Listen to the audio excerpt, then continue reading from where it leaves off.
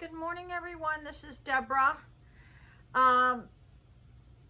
Sometimes I go on and off Facebook depending on my family's moods and what they're going through. It's never really anything that I'm going through. Okay, so I recently got on Instagram and Twitter and I think there's another one.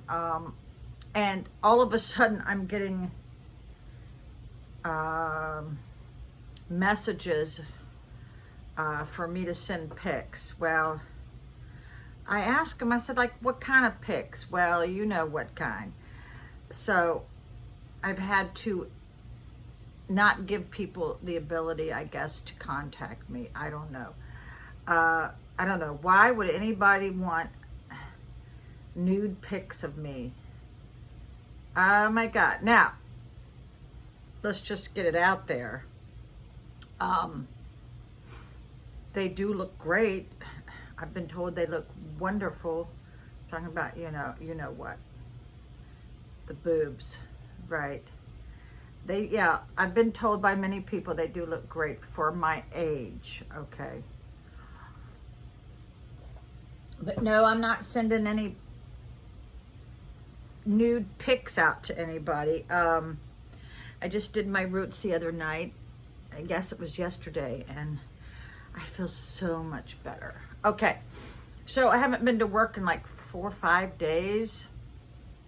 What happened is when my daughter came to visit, my ex and I had an arrangement, and he changed it all up.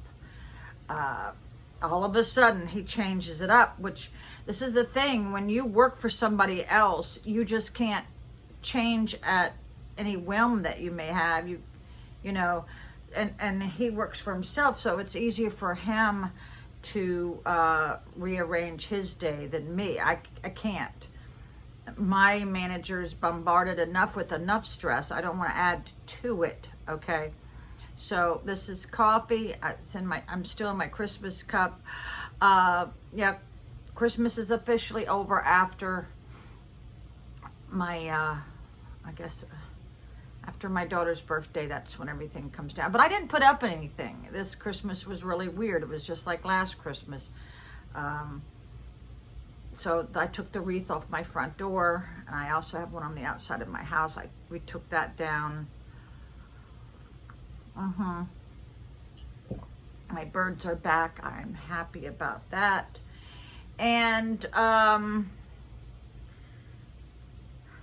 I have totally in shock because, as you all know, I always go away to the Dominican at winter, and I just found out that in Sosua in the DR that by noon on Saturday and Sunday they make you get off the streets or they'll arrest you. So that was a little concerning. Plus, I found out that there's now no reason for me to go to that country. I always met with friends down there. So my heart is a little broken.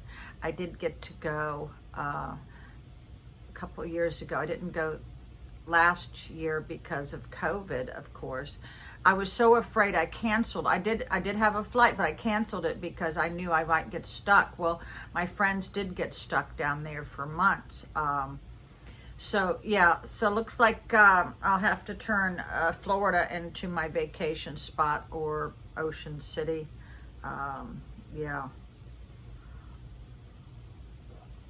They say that you should never buy any property in another country unless their health care is wonderful. So, because of my situation, that would not be good. Because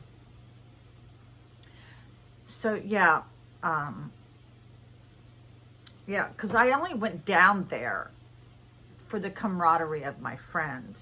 So, and everybody's life has changed since COVID. Everybody is downsizing. Everybody's making life more simpler than it used to be. And I'm one of those people, So I had my family come over and put a dent in my clutter and So I'm in the right frame of mind for January to start tossing or making piles and taking to a women's shelter. My family added to my to-do list. Oh my God, it's pretty bad when your family adds to the to-do list, right? So I got a lot of people watching my mukbang at McDonald's. I mean, I think the last one I did was a year ago at Burger King. I find that hilarious.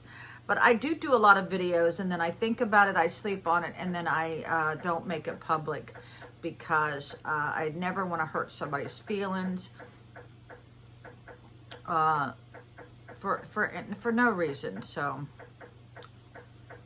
I do have a little bit of discretion, and a lot of people think, oh, you put so much out there. No, I don't, people. If you all only knew how my life really, really was, you would start praying for me, because my family is chaotic, very chaotic. And no, I don't. I only put maybe 20% of what my life is on this channel. You all couldn't handle it. There's no way. You all would think I was insane. But when it's really everybody else, you know? So